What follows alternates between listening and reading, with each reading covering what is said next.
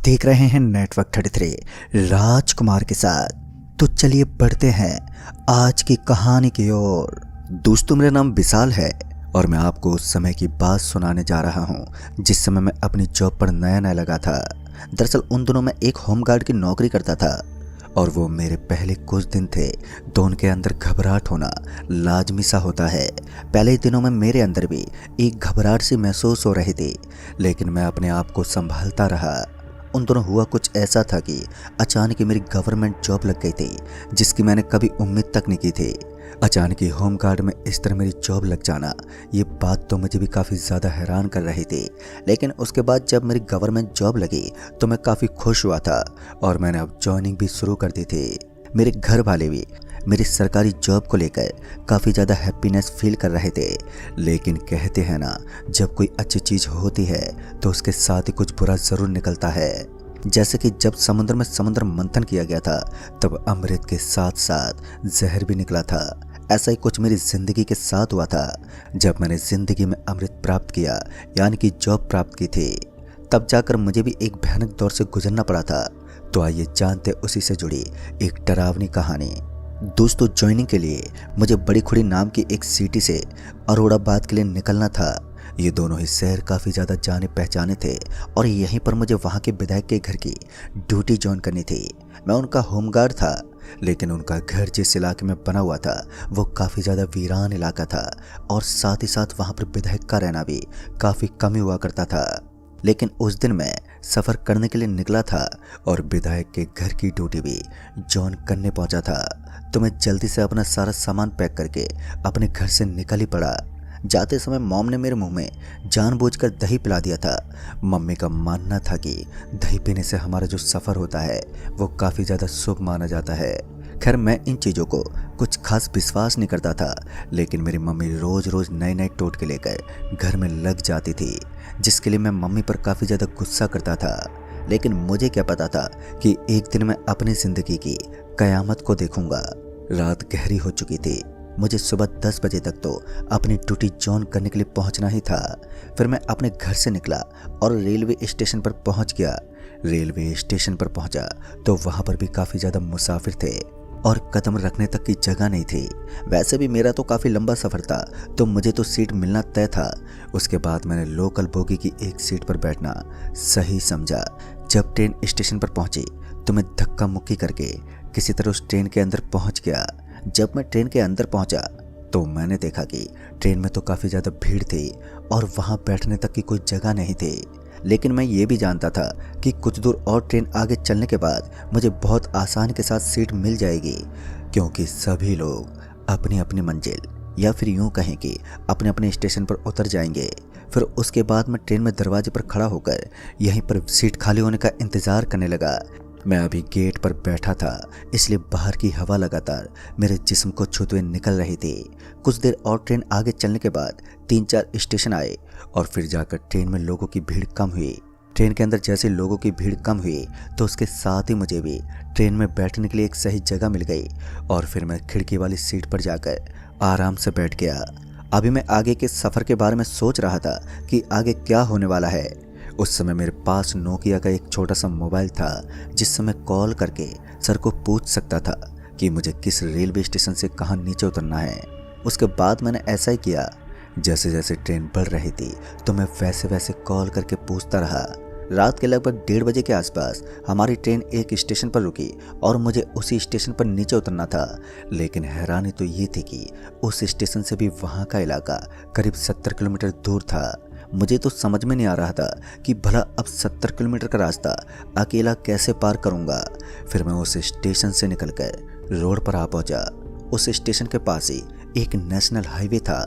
जैसे मैं उस नेशनल हाईवे पर पहुंचा तो मैंने देखा कि उस नेशनल हाईवे से गाड़ियों का आगमन काफ़ी ज़्यादा हो रहा था।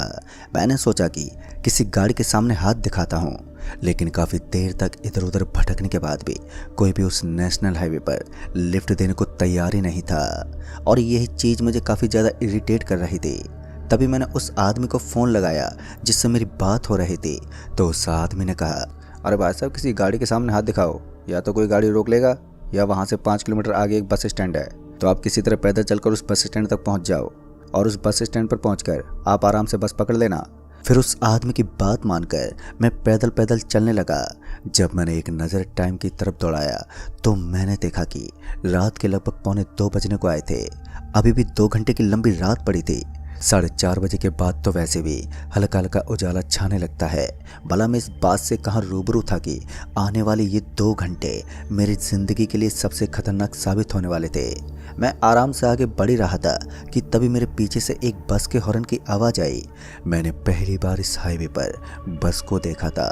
वैसे तो काफ़ी गाड़ियाँ गुजर रही थी, लेकिन जैसे मैंने इस बस को यहाँ से गुजरते हुए देखा तो मैंने उस बस के सामने झट से अपना हाथ दिखा दिया।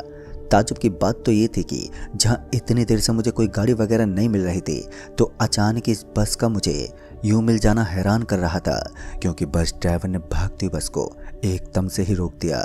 जैसे ही बस का ब्रेक लगा तो मैं जल्दी से भागता हुआ बस के पास पहुंच गया और मैं बिना कुछ सोचे समझे बस का हैंडल पकड़कर झट से बस के अंदर चढ़ गया।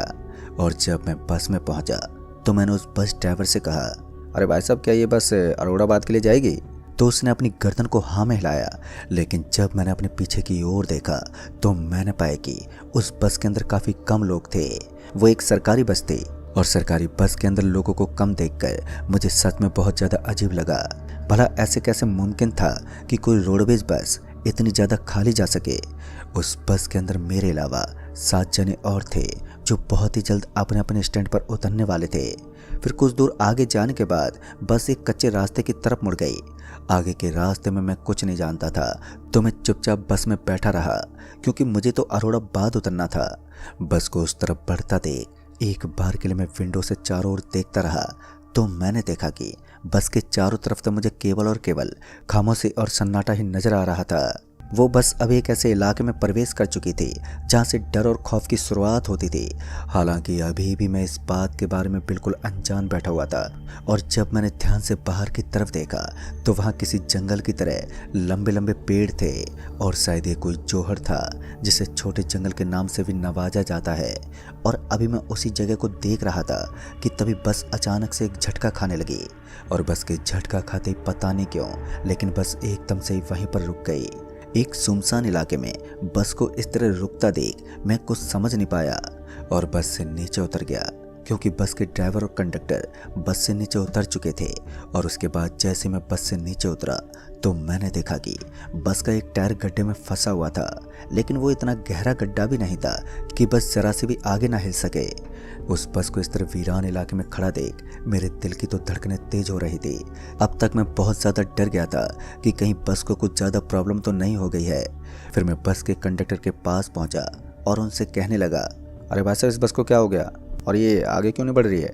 तो कंडक्टर ने एक अजीब सी आवाज़ में जवाब देते हुए कहा, अभी बस में कोई प्रॉब्लम हो गई है और हम इसे ठीक करने की कोशिश कर रहे हैं। अगर बस की प्रॉब्लम ठीक नहीं हुई तो आज रात हमें यहीं रुकना होगा। उस कंडक्टर की बात सुनकर मैं वापस से बस के अंदर पहुंच गया और बस में ही बैठ गया। अंदर बहुत जोर की गर्मी हो रही थी, इसलिए मुझे बस के अंदर घुटन सी लगने लगी। अब ना ही तो मैं बस से नीचे उतर सकता था और ना ही मुझे बस के अंदर ठीक महसूस हो रहा था, क्योंकि कंडक्टर ने मुझे मना किया था कि मुझे बस से नीचे नहीं उतरना है। जब कंडक्टर ने मुझे बस से नीचे उतरने के लिए मना किया तो मुझे उसकी वो बात थोड़ी अजीब लगी। भला वो मुझे बस से नीचे उतरने से मना क्यों कर रहा होगा? मैं यही सोचकर बस में बैठा था। मैं कुछ देर तक तो बस के अंदर बैठा रहा, लेकिन मैं कहाँ उस बस के अंदर इतने टाइम तक रुकने वाला था। थोड़ा सा टाइम देखकर ही मैं उस बस से तुरंत ही नीचे उतर गया। फिर जब मैं उस बस से नीचे उतरा था तो मैंने देखा कि मुझे वहाँ अब कोई भी नज़र ही नहीं आ रहा था। उस बस का कंडक्टर और ड्राइवर दोनों ही वहाँ से गायब हो चुके थे। अब तो मैं और भी ज़्यादा डर गया। एक तो ये वीरान इलाका और ऊपर से मैं इस तरफ फंस गया था। ना ही तो मुझे वो कंडक्टर दिख रहा था और ना ही दूर दूर तक उस ड्राइवर का कोई अता पता था। मैं बहुत ही ज़्यादा घबराया हुआ था। पहले तो मैं इधर उधर टहलते रहा, लेकिन मुझे कोई नज़र ही नहीं आ रहा था। सब कुछ एकदम सुनसान पड़ा था। फिर जब मैं थोड़ी दूर बस के आगे वाले हिस्से की ओर जाने लगा तो अचानक ही मुझे ऐसा लगा कि सड़क के किनारे कोई है जो बैठा हुआ है। गर्मियों का मौसम था और सड़क के किनारे बैठना कोई बड़ी बात नहीं थी। मुझे लगा कि पक्का उस सड़क के किनारे कोई तो नज़र आ रहा है, इसलिए मैं ये उम्मीद लेकर उस दिशा की तरफ बढ़ने लगा जहाँ पर मुझे सफ़ेद चौगा पजामा पहने वो आदमी नज़र आ रहा था। फिर जब मैं वहाँ पर पहुँचा तो अचानक ही मेरी नज़र वहीं पर बैठे एक आदमी पर पड़ी जिसके हाथ में चिलम थी और वो आदमी चिलम पी रहा था। तो उसके बाद जब मैं उस आदमी के पास पहुंचा तो उसने मुझे एक अजीब सी भाषा में कहा। मुझे ये भाषा समझ में नहीं आई, लेकिन मुझे इतना समझ में आ गया था कि वो आदमी से जानना चाहता है कि मैं कौन हूँ और इतनी रात को भला इस सुनसान पड़ी रोड पर क्या कर रहा हूँ। उसके बाद जैसे मैंने उस आदमी से कहा, देखिए भाई साहब, यहाँ हमारी बस खराब हो गई है और अब मैं आगे नहीं जा पा रहा हूँ। बस का ड्राइवर और कंडक्टर दोनों गायब हैं। मुझे लगा कि यहाँ कोई बस का मुसाफिर या फिर कंडक्टर और ड्राइवर होगा, इसलिए मैं यहाँ तक आ गया, वरना मैं यहाँ तक ना आकर आराम से बस में भी बैठ सकता था। तभी उस आदमी ने कहा, भाई साहब गलत जगह पर आ गए हो आप, जानते हो ये कौन सी जगह है? इस पर मैंने अपनी गर्दन हिलाते हुए उसे ना में जवाब दिया, क्योंकि मैं नहीं जानता था कि आखिर मैं इस वक्त किस जगह पर हूँ और मुझे कहाँ पर होना चाहिए। और फिर उस आदमी ने कहा, जितना जल्दी हो सके यहाँ से निकल जाओ, वरना कुछ ऐसा होगा जो तुम समझ भी नहीं पाओगे और बहुत ही जल्द तुम्हारी जगह, तुम्हारी अर्थी यहाँ से उड़ जाएगी। उस आदमी की बात सुनकर मैं पूरे तरीके से सहम गया था। फिर मैंने उस आदमी से कहा, लेकिन भाई साहब आप कहना क्या चाहते हैं? मैंने इतना कहकर वापस से अपने कदमों को पीछे की तरफ मोड़ दिया, लेकिन फिर मैं ये पूछना भूल गया था कि मैं किस जगह पर हूँ। जब मैं यही बात पूछने के लिए वापस से पीछे की तरफ पलटा तो मेरी आंखें फटी की फटी रह गई और मेरा पूरा शरीर थर थर कांपने लगा, क्योंकि इस बार मैंने देखा कि मुझे वहाँ कोई भी नजर नहीं आ रहा था। पीछे की तरफ बैठा हुआ वो आदमी अब वहाँ से गायब हो चुका था। सिर्फ एक ही सेकंड में इस तरह का नज़ारा देखकर मैं तो पूरा डर गया था, और एक इंसान को अकेले में डराने के लिए इतना काफ़ी होता है। मैंने बहुत बार इधर उधर आवाज़ भी लगाई, लेकिन वहाँ चारों ओर अब कोई भी नहीं था। उसके बाद मुझे लगा कि अब तो मुझे यहाँ से निकलना ही चाहिए। उसके बाद मैं सरपट अपनी बस की तरफ भागने लगा। जब मैं बस वाली जगह के पास पहुँचा तो मैंने देखा कि हमारी बस तो वहाँ से जा चुकी थी, और इतना सब देखते ही मैं तो पूरा गुस्से से लाल हो गया। भला कोई मुझे अकेला कैसे छोड़ सकता था? मुझे इतना जोर का गुस्सा आया था कि मैं अपने शब्दों में बयान नहीं कर सकता। उस वक्त मैं अपने हाथों के ही पीटने लगा। मैं खुद को कोस रहा था, क्योंकि उस ड्राइवर ने मुझे कहा था कि बस से नीचे मत उतर जाना। उस समय मुझे गुस्सा तो बहुत जोर का आया था, लेकिन मैं कर भी क्या सकता था। फिर मैं सड़क के किनारे किनारे चलने लगा, क्योंकि यहाँ से पैदल चलना ही अपने लिए सही रास्ता था। इसके अलावा मेरे पास दूसरा कोई चारा नहीं था। मुझे लगा कि रात में गुजरने वाली किसी गाड़ी को रुकवा कर उसके अंदर बैठ जाऊंगा, लेकिन साला आज तो किस्मत ही खराब निकली। उस भयंकर बड़ी खाली जगह में मुझे कोई गाड़ी तो छोड़ो, दूर दूर तक कोई परिंदा भी नजर नहीं आ रहा था। यहाँ तक किसी जानवर का भी वहाँ कोई नामो निशान नहीं था। उसके बाद मैं आगे पैदल पैदल चलता रहा, और वहाँ से थोड़ा दूर आगे जाने के बाद मुझे एक बड़ा घना जंगल नजर आने लगा। वो जंगल इतना ज़्यादा घना था कि उसे देखने मात्र से ही हर किसी को डर लग जाए। बड़े बड़े लोग भी उस जंगल को रात में इस कदर देखकर कांप उठते हैं। उस समय रात के शायद 3 बजने को आए थे। मैं अपने कदमों को उस जंगल की तरफ बढ़ाने की कोशिश तो कर रहा था, लेकिन दूसरी तरफ मेरा मन ये बोल रहा था कि मुझे उस जंगल के अंदर अपने कदम नहीं पटकने चाहिए। मगर यहाँ से आगे बढ़ने का भी यही केवल एक मार्ग था, इसलिए मुझे ना चाहते हुए भी उस डरावने जंगल के अंदर अपने कदम पटकने पड़े। मेरे कदमों से मेरे कदमों की आवाज़ गूंज रही थी। फिर उसके बाद मैंने उस जंगल के अंदर प्रवेश किया तो वहाँ का सन्नाटा तो टूटने ही लगा था। साथ ही साथ ऐसा लग रहा था मानो इस जंगल को खाली पड़े आज कई साल बीत चुके हैं, क्योंकि जंगल के अंदर मौजूद सारी की सारी लकड़ियाँ इधर से कटी फटी पड़ी थी और अब वो मिट्टी बन चुकी थी। उस घोर जंगल को देखने मात्र से ही ऐसा लग रहा था जैसे इसमें कोई नहीं आता। काफ़ी सहजता से मैं उस जंगल के अंदर घुस तो गया था, लेकिन अब बारी थी कयामत से सामना करने की, क्योंकि मैंने देखा कि सड़क के बीच में एक गहरा गड्ढा बना हुआ था, और उस गड्ढे को दूर से देखने पर ही ऐसा लग रहा था जैसे उसके अंदर कुछ है। फिर धीरे धीरे मैंने अपने कदमों को उस गड्ढे की तरफ बढ़ाने शुरू कर दिए, और वो गड्ढा भी अजीब सी हरकतें कर रहा था। ऐसा लग रहा था मानो उसके अंदर लाल लाल कोई चीज़ है जो इधर से उधर उछल रही है।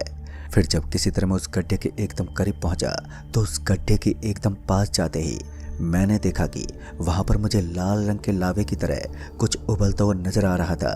ऐसा लग रहा था मानो ये लावा ही है जो जमीन से निकल रहा है। उस वक्त मैंने ये सोचकर इस चीज़ को नज़रअंदाज कर दिया कि भला मुझे इस चीज़ से क्या तकलीफ होगी, और फिर मैं अभी आगे बढ़ने ही वाला था कि मेरे दोनों पैर एकदम से जम गए और उसके तुरंत बाद ही मेरा शरीर बहुत ही सहजता के साथ पीछे की तरफ जाने लगा। ऐसा लग रहा था मानो कोई मेरे शरीर को पकड़कर पीछे की तरफ खींच रहा है। ना जाने मैंने अपने शरीर को रोकने की कितनी ज़्यादा कोशिश की, लेकिन अब तो ऐसा लगने लगा था जैसे कि मेरा जिस्म अब कंट्रोल में नहीं है। बहुत ज़्यादा कोशिश करने के बाद भी मैं अपने शरीर को अपने काबू में नहीं कर पा रहा था। पता नहीं क्यों, लेकिन अचानक ही मेरा पैर फिसल गया और फिर मैं धड़ाम से उसी गड्ढे के अंदर समा गया, जिसके अंदर मुझे आग से उबलता हुआ लावा नजर आ रहा था। और जैसे मैं उसके अंदर गिरा तो मेरी आंखें बंद होने लगी। मुझे ऐसा लग रहा था मानो मैं आसमान की ऊंचाई से गिर रहा हूँ। फिर कुछ देर के लिए मुझे चक्कर आने लगे और मैं अपनी आंखों को खोल नहीं पा रहा था। थोड़ी देर के बाद मैं धड़ाम से एक जगह पर गिर पड़ा और जब मुझे ऐसा महसूस हुआ कि अब मैं एक जगह पर स्थिर हूँ, तो मैंने धीरे धीरे अपनी आँख खोली। और जैसे मैंने अपनी आँखें खोली तो मैंने कयामत से भरे हुए एक नज़ारे को देखा, जिसे लोग सिर्फ बुरा सपना कहते हैं। आज उसी सच्चाई को मैं अपनी आंखों के सामने हकीकत में देख रहा था। लंबे लंबे सींग और लाल लाल चेहरा लेकर कुछ अजीब से टाइप में नजर आने वाले शैतान वहां पर घूम रहे थे। और उसके बाद जब मैंने अपने आप को देखा तो मैंने पाया कि मेरा पूरा शरीर जकड़ा हुआ था। ऐसा लग रहा था कि किसी ने मुझे बांध दिया हो, लेकिन मेरे शरीर पर तो मुझे कोई रस्सी वगैरह नजर ही नहीं आ रही थी। उसके बाद मैंने अपने आप को हिलाने की बहुत ही ज़्यादा कोशिश की, लेकिन मेरा पूरा शरीर जमा रहा। फिर कुछ देर के बाद वो सभी शैतान एक एक करके वहाँ से निकलने लगे और फिर उन्हीं में से एक शैतान मेरे पास आया और मेरा हाथ पकड़कर धीरे से बोला, स्वागत है तुम्हारा हमारे इस प्रेत लोक में। ये सुनते ही मेरे शरीर में एक बिजली सी दौड़ गई। उसके बाद उस गंदी शकल वाले प्रेत ने एक डरावनी आवाज में कहा, चिंता मत करो, तुम्हें मैं बहुत आसान मौत दूंगा, ज़्यादा दर्दनाक मौत नहीं। लगता है तुम भूल गए थे कि इस जंगल के अंदर अपने कदम पटकना अपनी मौत को दावत देने जैसा होता है। फिर उस आदमी ने बताया कि यहाँ से जिंदा जाने के लिए तुम्हें काफ़ी ज़्यादा मशक्क़त करनी पड़ेगी। फिर मुझे ऐसा लगने लगा कि जहाँ पर रोशनी होती है वहाँ पर इन शैतानों की कोई मौजूदगी नहीं होती। जहाँ अंधेरा होता है वहीं पर वो टिक सकते हैं। इसका मतलब तो साफ था कि मुझे किसी भी तरह से सूरज उगते ही यहाँ से निकलना होगा। और सूरज को उगने में अभी भी 1.5 घंटे का समय बचा हुआ था, इसलिए मैं अभी तो वहीं पर बैठा रहा। मैंने कभी सोचा नहीं था कि मैं अपनी ज़िंदगी का एक ऐसा सफ़र भी कर लूँगा जिसमें मैं पूरी तरह पाताल लोक के भयानक शैतानों के बीच फंस जाऊंगा। फिर उसके बाद मैंने अपने शरीर को हिलाने की बहुत ही ज़्यादा कोशिश की, लेकिन मैं तो पूरी तरह से असमर्थ रहा। पता नहीं क्यों, लेकिन अब मुझे मेरे गले में जलन लग रही थी। मैंने अपने हाथ से अपने गले को टटोला तो मुझे याद आया कि मेरे गले में हनुमान जी की एक माला है और कुछ शैतान तो मेरे करीब तक नहीं आ रहे थे। इसका मतलब तो ये भी था कि उन शैतानों के अंदर भगवान हनुमान जी का काफ़ी ज़्यादा खौफ था। मैं ऐसी चीज़ का फ़ायदा उठा सकता था। धीरे धीरे अब समय बीतने लगा और अब वो शैतान मुझे अर्थी पर चढ़ाने वाले थे, या फिर यूँ कहें कि वो सभी मेरी बलि देने वाले थे, क्योंकि वहाँ के इलाके को देखकर ऐसा ही लग रहा था कि यहाँ के सारे शैतान इंसानी मांस और इंसानी हड्डियाँ खाते हैं। और उसके बाद मैं अपनी जान बचाने के खातिर भगवान हनुमान जी का हनुमान चालीसा पढ़ने लगा, क्योंकि मैं हनुमान जी का काफ़ी बड़ा भक्त था और आए दिन भगवान हनुमान जी का पूजा पाठ और हनुमान चालीसा पढ़ा करता था। कहते हैं जब हनुमान चालीसा की कथा सुनाई जाती है तब भूत प्रेत कोसों दूर चले जाते हैं। पहले तो मैंने अपनी आंखें बंद कर ली और उसके बाद मेरे मन में आने वाले भगवान हनुमान जी के कुछ मंत्रों का उच्चारण करने लगा, जो मुझे काफ़ी ज़्यादा ढंग से आते थे। कुछ देर तक तो मैं अपने मुंह से भगवान हनुमान जी के मंत्रों को गाता रहा, लेकिन उसके बाद मुझे ऐसा लगने लगा कि अब मेरा शरीर किसी आग की भट्टी की तरह जलने लगा है। पूरा शरीर गर्म हो चुका था और तभी अचानक ही मेरा पूरा का पूरा शरीर एकदम से सुन्न पड़ने लगा और पूरे बदन में एक बिजली सी दौड़ने लगी। मुझे अपने कान में बहुत तेज चिल्लाने की आवाज़ भी सुनाई दे रही थी। उस वक्त मैं काफ़ी ज़्यादा डर चुका था, लेकिन इसके बावजूद भी मैंने अपने मुंह से निकलते हुए मंत्रों को बंद नहीं किया और हनुमान चालीसा का पाठ करता रहा। फिर कुछ देर के बाद पता नहीं क्यों, लेकिन मेरी आंखों में एकदम से जलन होने लगी और फिर मुझे ना चाहते हुए भी अपनी आंखों को खोलना पड़ा।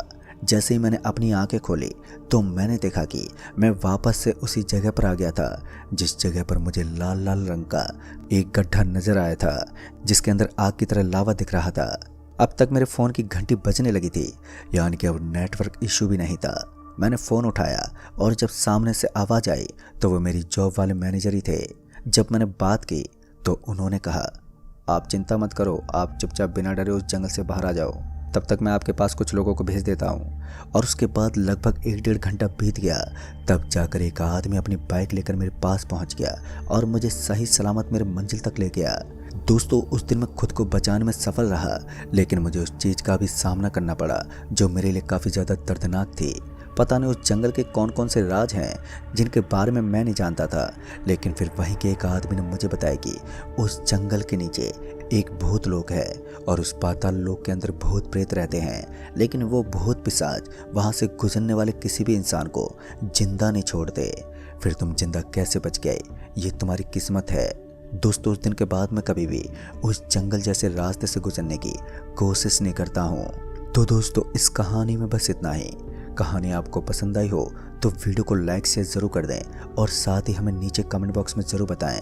तो मैं आपका दोस्त राजकुमार जल्द ही मिलूंगा ऐसी एक और नई कहानी के साथ। तब तक के लिए बाय एंड टेक केयर।